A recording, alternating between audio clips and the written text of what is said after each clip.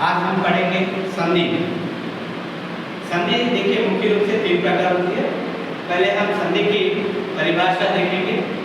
जब उच्चारण के अनुसार अक्षर आपस में मिलते हैं और उनके रूप में कुछ न कुछ परिवर्तन होता है, हो जाता है, इस परिवर्तन या विकास को संधि कहते हैं।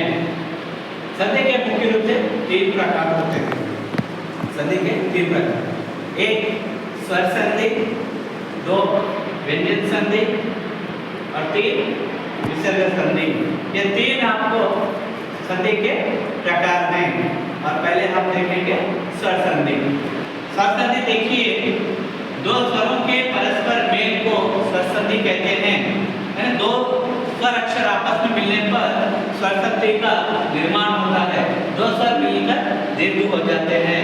उदाहरण देखेंगे यहाँ पर विद्या, यहाँ पर आ की मात्रा विद्या प्लस यहाँ पर आ, विद्यालय, विद्या प्लस आलय, विद्यालय बन जाता है।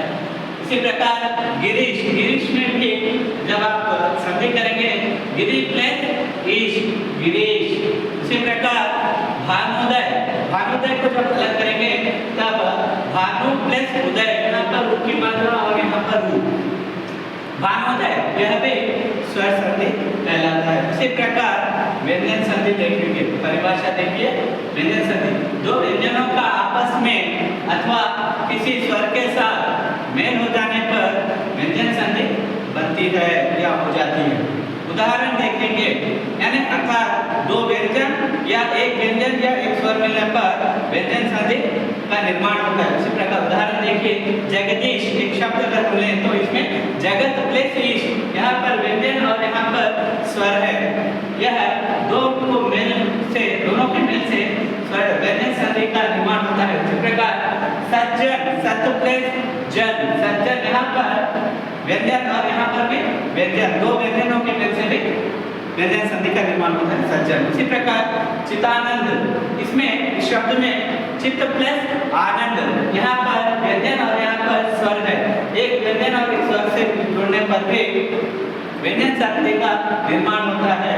इसी प्रकार चितानंद, चित्त प्लस आनंद, चितानंद, यह व्यंजन संधि। इसके बाद हम विसर्ग संधि देखेंगे। अभी हम देखेंगे संधि तीसरा भाग, विसर्ग संधि। विसर्ग संधि देखिए परिभाषा, जब विसर्ग के साथ किसी स्वर या व्यंजन का मेल होता है तब उसे विसर्ग संधि कहते हैं। विसर्ग संधि का उदाहरण देखिए, अगर हम निर्धन अगर देखें तो इसमें निर्धन में नि प्लस धन, निर्धन, यहाँ पर विसर्ग है। यहाँ पर देखिए विसर्ग का में व्यंजन से हो रहा है, विसर्ग नि प्लस धन, यह विसर्ग संधि।